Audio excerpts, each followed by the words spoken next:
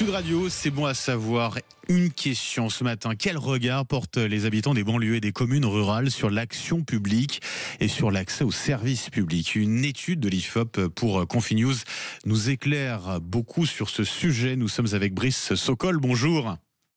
Bonjour. Et merci d'être avec nous ce matin. Vous êtes politologue, auteur avec Frédéric Dabi, qu'on connaît bien sur Sud Radio, de Parlons-nous tous la même langue. C'est aux éditions de l'Aube. Alors on va parler de cette étude de l'IFOP qui donne à voir quand même un certain nombre de réalités. À commencer par le fait que les habitants des banlieues et des communes rurales sont ceux qui sont les plus critiques à l'égard de la politique d'Emmanuel Macron. Ça, on pouvait s'y attendre, hein, Brice Sokol. On s'y attend, on pouvait s'y attendre, on le constate depuis plusieurs années.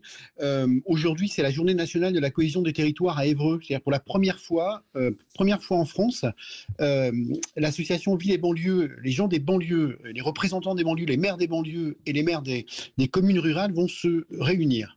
Et en effet, le premier constat de ce sondage est le suivant, c'est que les gens ont le sentiment d'une relégation.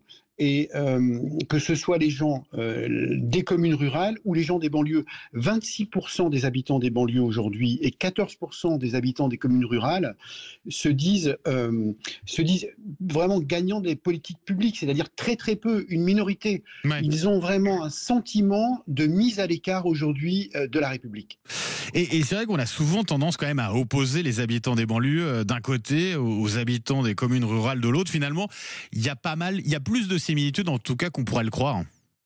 Écoutez, c'est un peu l'objet de cette journée et en effet, on constate dans ce sondage qu'il y a beaucoup plus de similitudes. Vous avez par exemple, dans ce sondage-là qu'on a fait avec l'IFOP et Frédéric Dabi, on constate vraiment une désaffection du national et un repli sur le local.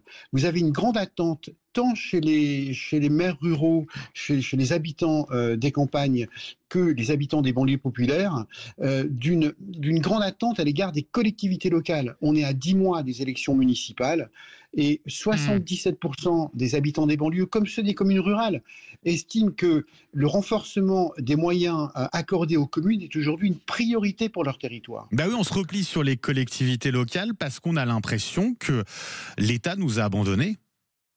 C'est exactement ce qui est en train de se passer. C'est le ressenti aujourd'hui de ces 2/3 des Français qui vivent en ruralité comme dans les banlieues. Que ce soit les banlieues, la périurbanité ou les banlieues populaires. Voilà.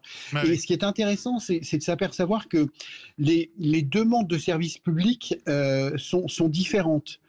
C'est-à-dire que, par exemple, en ruralité, les gens nous disent on a besoin un peu plus de services publics, on a besoin d'accès aux soins, par exemple. On a besoin d'avoir des transports. Parce que pour rejoindre notre travail, on manque de transport, on est isolé. On a besoin également de développement économique, on a besoin de plus d'entreprises. À contrario, chez les habitants des banlieues, et notamment des banlieues populaires, le sentiment qui domine, c'est un sentiment d'insécurité. Vous voyez le paradoxe, ils ont besoin de plus de sécurité. Et deuxièmement, ils ont besoin également que des entreprises viennent s'implanter dans ces territoires.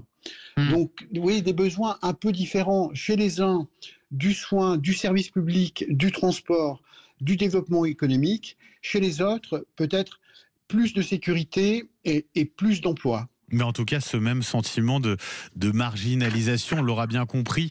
Merci beaucoup, Brice Sokol, d'avoir été avec nous ce matin sur Sud Radio pour tout comprendre. Je rappelle le titre de votre livre avec Frédéric Dabi. Parlons-nous tous la même langue. C'est aux éditions de l'Aube. Et puis, on a le plaisir, Brice Sokol, aussi de vous retrouver de temps en temps avec Valérie Expert pour les débats. Je vous souhaite absolument. Une très belle journée. Merci. Brice Sokol. Merci à vous.